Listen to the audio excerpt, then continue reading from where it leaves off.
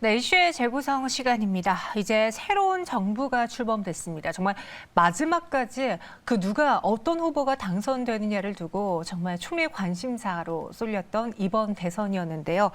윤석열 후보가 이제 윤석열 대통령이 되었습니다. 과연 이 5년 동안 이 정부 하에 어떤 종목들이 수혜를 받을 수 있는지, 이번 대선에서 주요 공약으로 내놓았던 경제미신 영향들 무엇이 있는지 오늘 싹 정리해드리도록 하겠습니다. 김진만 팀장님과 함께하도록 할게요. 어서 오세요. 네, 안녕하세요. 네.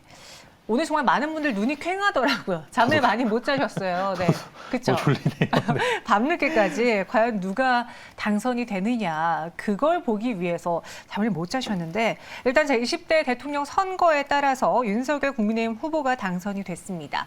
주식시장에서 그리고 우리 경제에서 어떤 영향을 미칠지 일단은 자본시장 관련 공약에 한번 주목을 해볼게요.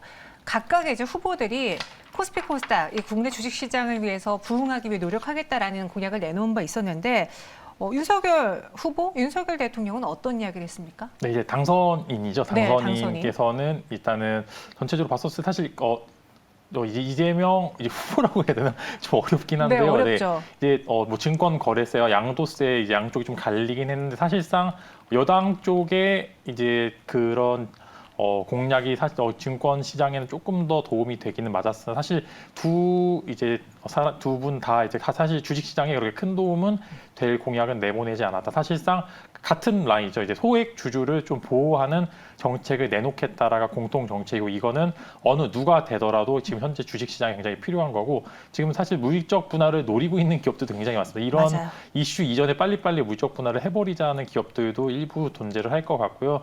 저는 그래서 소액 주주를 조금 이제 좀 위하는 정책이 바탕이 되어야지 좀 좋은 시장이 될 것 같다라는 그런 기대를 좀 말씀을 드릴 수 있어요. 사실 지금 보시면은 핑크빛 전망을 내놓는 리포트들은 전혀 없습니다. 이제 핑크빛 전망을 내비치기에는 사실상 외부적 요인들이 너무 힘들다. 이제 대통령이 실제로 좀 이제 당선이 돼서 그 이후에 뭘 하기에는 외부 변수가 조금 더 지수의 영향을 훨씬 더 크게 받을 거라는 그런 좀 이제 긍정적이보다는 보수적인 입장의 기사들이 좀 많이 나오고 있고요. 그래서 조금 다행인 거는 이전에 지금 현재 정부 자체에서 사실 뭐 정치적인 이야기는 하는 건 아니지만 최근에 코리아 패싱이 좀 있었습니다. 일부 코리아 패싱이 있었는데 그래도 당선인에게 바로 이제 바이든 대통령이 전화도 했고 일본 쪽에서도 일단은 먼저 우선적으로 화해의 제스처를 내비치면서 그래도 이제 한미일 동맹이 어느 정도 다시 한번 굳건히 될 가능성이 있다. 즉 코리아 패싱이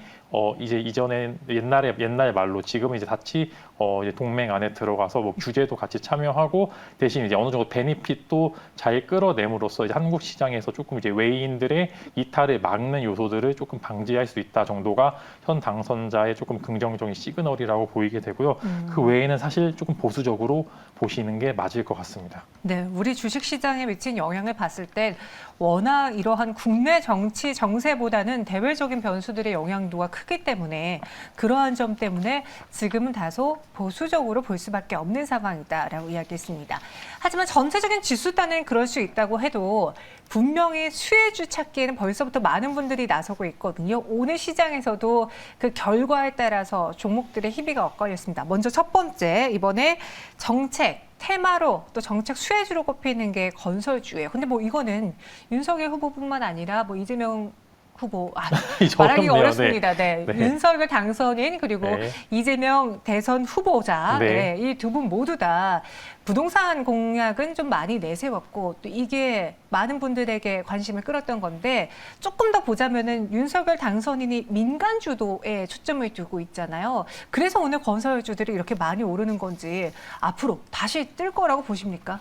지금 건설주들은 이제 지금 좋은데 네. 이게 사실 더 이상 더 큰 정도의 시세 분조 이제 예를 들어 채널 상단이라고 그러죠. 신고가를 갈 수 있는 다음 채널로 가기에는 사실상 힘이 조금 부족할 가능성이 굉장히 큽니다. 건설업 자체가 지금은 이미 어느 정도 바닥에서 올라온 상황이고 지금 이제 원래 건설이 거시적인 관점에서 보면은 이제 건설사들이 땅이 있습니다. 그 땅에 건물을 짓고요. 그 건물을 지어서 분양을 내므로써 이 분양으로써 이제 영업이익을 창출을 해놨는데 작년, 재작년에 어떤 일이 있었습니까? 부동산 가격이 정말 올라서 이전에 갖고 있었던 부지들이 오르면서 기존의 평가 차익보다 훨씬 더 많은 이제 높은 분양가를 직접 확정함으로써 이 부분에 프리미엄이 많이 붙었는데 만약에 민간 주도의 이제 주택 공급이 일어나게 되면은 또 땅을 사야 됩니다. 근데 땅이 이전보다 훨씬 더 비싼데 거기에 추가적으로 요즘 막 건설업 보시면은 철근 가격도 비싸고 네. 원자재도 비싸고 너무 비싸서 건물을 지으면 지을수록 오히려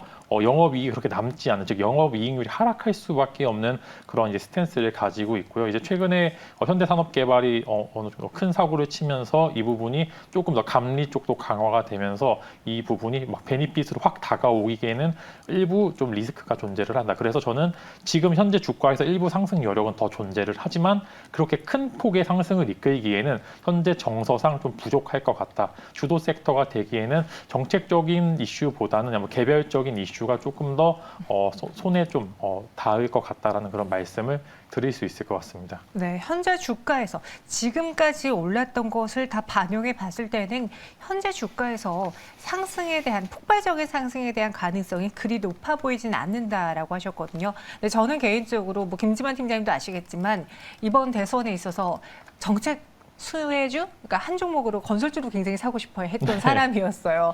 근데 좀 아쉬웠던 게 계속 이렇게 원자재가가 올라가고 또 PR까지 따지게 되면 선뜻 손이 안 나가더라고요.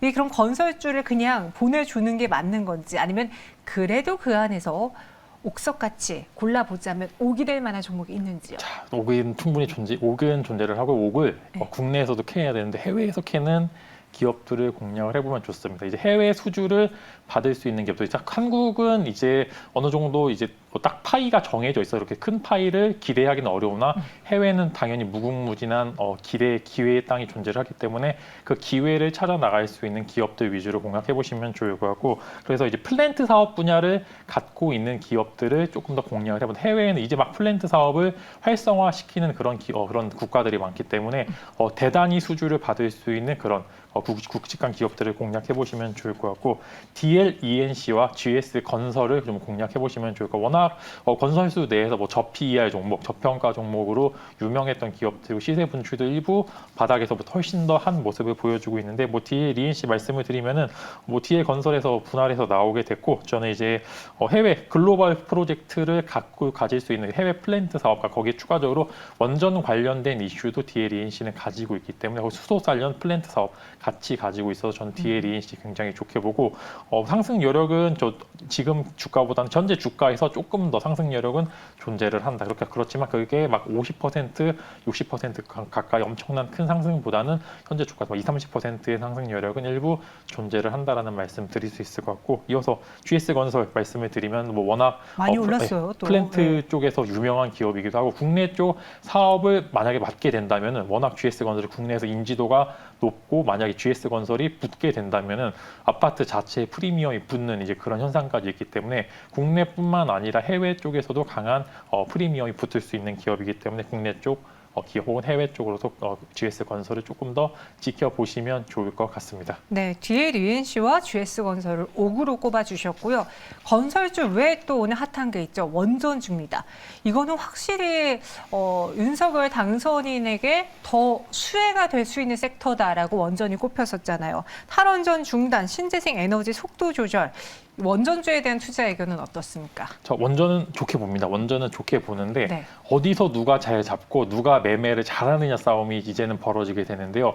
누가 봐도 사실상 가장 큰 수혜를 받을 섹터가 뭐냐고 물어보면 당연히 원전입니다. 근데 원전 같은 경우에 정말로 사업을 영위할 수 있는 기업들도 있고요. 그 안에 장비나 이제 부수 장비 혹은 이제 그 안에 뭐 배선이라든지 테마성 이슈로 올라가는 종목들이 많은데, 당연히 찐수혜주들은 그만큼 시가총액이 굉장히 크고 무빙 자체가 그렇게 크게 일어나지 않는 반면에 테마성 이슈는 한번 시세가 붙으면은 굉장히 큰 폭의 상승세를 이어질 수 있고, 예를 들어 오늘 같은 경우도 보성 파워텍 같은 경우에는 장중 거의 상가 근접까지 갔다가 현재는 차익 실현 매물이 강하게 출회하면서 지금 그 부분이 좀 무매물로 나오고 있는데, 대신 이제 두산중공업이나 한전기술처럼 찐수혜주, 만약에 정말 원전을 한국에서 좀 더 짓거나 SMR 관련 사업 혹은 해외 글로벌 프로젝트의 컨소시엄으로 참여할 수 있는 기업들은 이 두 종목 정도밖에 한국에서 뭐 찾아볼 수 없다고 보시면 좋을 것 같고 이런 대형주들이 가게 되면 당연히 그 밑에 있는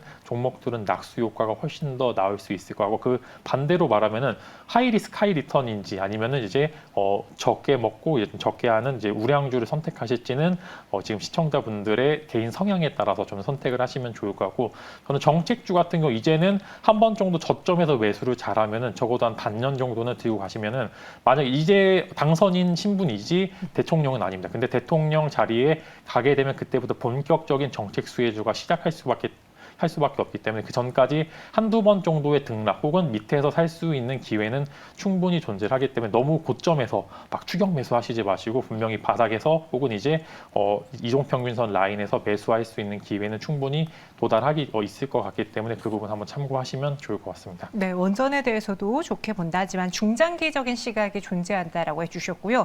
이번에는 게임 암호화폐로 넘어가 보겠습니다. 이번에 윤석열 당선인은 AI에 대한 강조도 많이 했는데 새로운 정부 하에 이 산업을, 이 시장을 어떻게 바라볼 것이냐 그것도 궁금하거든요. 오늘 또 마침 미국에서 조 바이든 대통령이 암호화폐 행정명령에 서명을 하면서 지금 가상화폐 가격이 막 오르고 있다고 해요. 네. 과연 이 새로운 정부 하에서 게임주, 암호화폐 투자 심리는 어떨까요?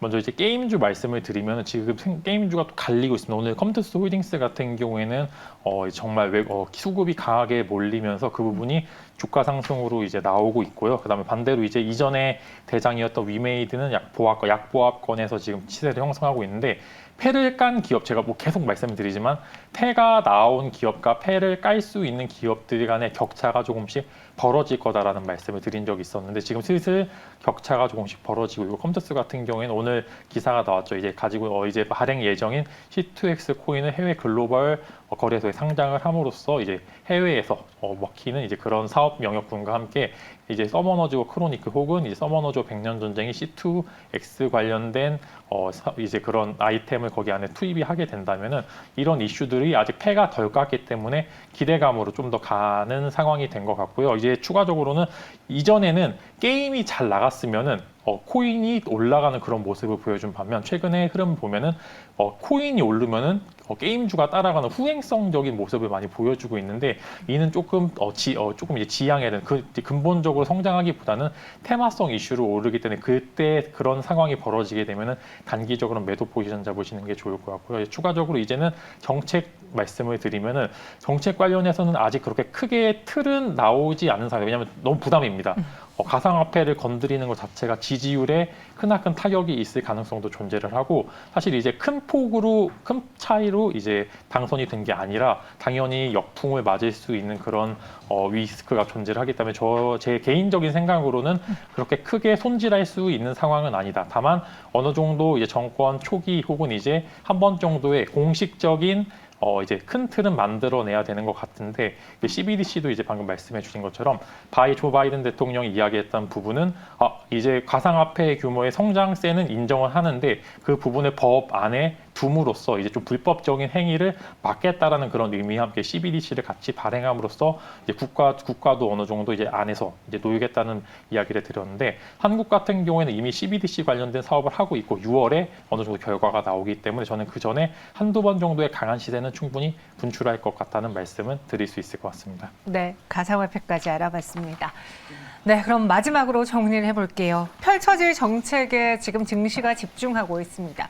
단순히 반짝 상승으로 멈출 만한 종목도 있고요. 앞으로 추세를 탈 만한 종목도 있을 겁니다. 과연 김진만 팀장님은 그 수혜주 안에서 탑픽으로 좀 길게 볼 수 있는 종목으로 무엇을 꼽으실 건지요? 두 가지 좀 가져와 봤는데요. 네. 한 종목은 이제 건설보다는 저는 좀 리모델링 쪽에 조금 더 비중을 두고 KCC죠. KCC는 가지고 있는 사업분 자체가 이제 뭐 페인트 정도로 페인트 혹은 내부 이제 리모델링 관련주로 좀 엮여져 있는데 거기에 추가적으로 최근에 뭐 2차 전지 관련된 사업도 같이 영위를 하면서 사업 분야가 좀 넓어졌기 때문에 이 부분의 수혜를 여러 군데에서 좀 받을 수 있다는 말씀과 함께 현재 지금 밴드 하단 정도에서 위치해서 굉장히 매력적인 자리를 위치하고 있다. 이제 부담은 건설주가 가져가고 실제 수혜는 리모델링 관련주 혹은 이제 페인트 관련주 안에 있는 여러 가지 섹터 분야에서는 전 재건축 쪽이 조금 더 수혜를 받기 좋다라는 말씀과 함께 KCC를 공략해 보면 좋을 것 같다는 말씀과 함께 당연히 저도 원전을 탑 정책주로 좀 보시면 좋을 것 불구하고 정책주 안에서 두산중공업 같은 거 좀 있으면 유상증자 물량이 시장에 나오고 있기 때문에 저는 부담이다. 근데 그렇게 된다면은 그도 이전에 두산중공업 역할을 대신하고 있는 한전기술이 전체적으로 봤었을 때 훨씬 더 매력적이다라고 좀 말씀을 드릴 수 있을 것 같습니다. 네. KCC 그리고 한전기술까지 두 가지 종목 들어봤습니다. 잘 정리가 되었고요. 팀장님 오늘 도움 말씀 여기까지 드릴게요. 고맙습니다.